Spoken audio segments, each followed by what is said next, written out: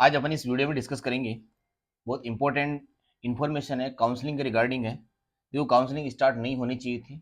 Government जिस तरीके से चेकिंग में हमें ये बहला फुसला रही है कि हम चेक कर रहे हैं, सीबीआई जांच करवा रहे हैं, रियल में चल भी रही होगी।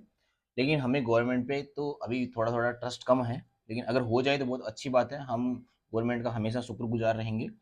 लेकिन एनएमसी ने कुछ काउंसलिंग को लेके बदलाव किए हैं, तो अगर काउंसलिंग गलती से स्टार्ट भी होती है तो आपको एनएमसी के कुछ रूल्स है वो आपको पता कर लेने हैं, मतलब ध्यान में रहने चाहिए कि हाँ ऐसा इस बार होने जा रहा है। हालांकि एनएमसी ने जो बदलाव किए बहुत अच्छे बदलाव है, मेरे को बहुत अच्छे लगे। देखो, एनएमसी ने बदलाव इसलिए किया कि हर बार काउंसलिंग में क्या होता था, कुछ सीट काउंसलिंग में वैकेंट रह जाती थी, जिससे क्या होता था कि जिस बच्चे को उस सीट का फायदा मिलना चाहिए था वो उस बच्चे को फायदा नहीं मिलता था। इससे क्या किया गया, एनएमसी ने कुछ बदलाव किए कि जितने भी मेडिकल कॉलेजेस हैं उन सब की एक तो काउंसलिंग है, जो बीडीएस है, एमबीबीएस है, इन सब की काउंसलिंग है, वो उन सब के लिए एक सिंगल एप्लीकेशन, मतलब उसमें सिंगल आपको रजिस्ट्रेशन करना है, सिंगल टाइम रजिस्ट्रेशन करना है, चाहे आप ऑल इंडिया काउंसलिंग से जा रहे हैं, चाहे आप स्टेट काउंसलिंग से जा रहे हैं। अगर 6 जुलाई को काउंसलिंग स्टार्ट होती है, जो कि नहीं होनी चाहिए, तो हमें एमबीबीएस में ऑल इंडिया काउंसलिंग या फिर बीडीएस में ऑल इंडिया काउंसलिंग और स्टेट काउंसलिंग के लिए एक ही बार रजिस्ट्रेशन करना है। इसके बाद में बोलते हैं, अगर स्टेट गवर्नमेंट जो है वो रूल अगर चेंज करना चाहे तो वो कर सकती है अपने लेवल पे। लेकिन ऐसा है कि एनएमसी जो है वो यही बोलती है कि स्टेट काउंसलिंग हो चाहे ऑल इंडिया काउंसलिंग हो, एक ही बार काउंसलिंग हमें करनी है।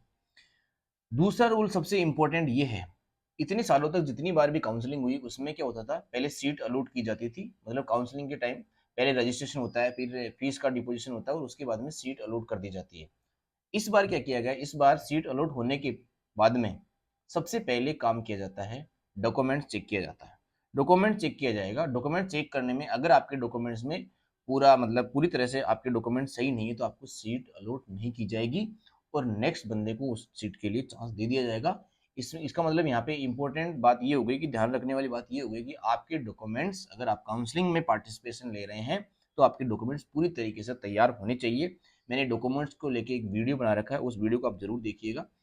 तीसरी बात है कि एनआरआई जो है, एनआरआई लोग है, जो सेंट्रल काउंसलिंग कमेटी है, वो एआईक्यू की काउंसलिंग, मतलब ऑल इंडिया काउंसलिंग के साथ में एनआरआई लोगों की भी काउंसलिंग होती है। पहले ये सेपरेट होती थी, अब एआईक्यू के साथ में इसकी काउंसलिंग भी साथ में कर ली जाएगी। तो कुछ एनएमसी ने बदलाव किए हैं, ये बदलाव बहुत अच्छे हैं। लेकिन जो नीट का रिजल्ट है और जो नीट वालों ने जो बकवास हमारे साथ में की है, हमारे बच्चों के साथ में जो बकवास की है, उसको हम सहन तो नहीं करेंगे। लेकिन सीबीआई जांच के अकॉर्डिंग या फिर सुप्रीम कोर्ट, माननीय सुप्रीम कोर्ट हमें एक सही फैसला देगा, जिससे क्या होगा, सारे बच्चों को रिलीफ मिलेगा।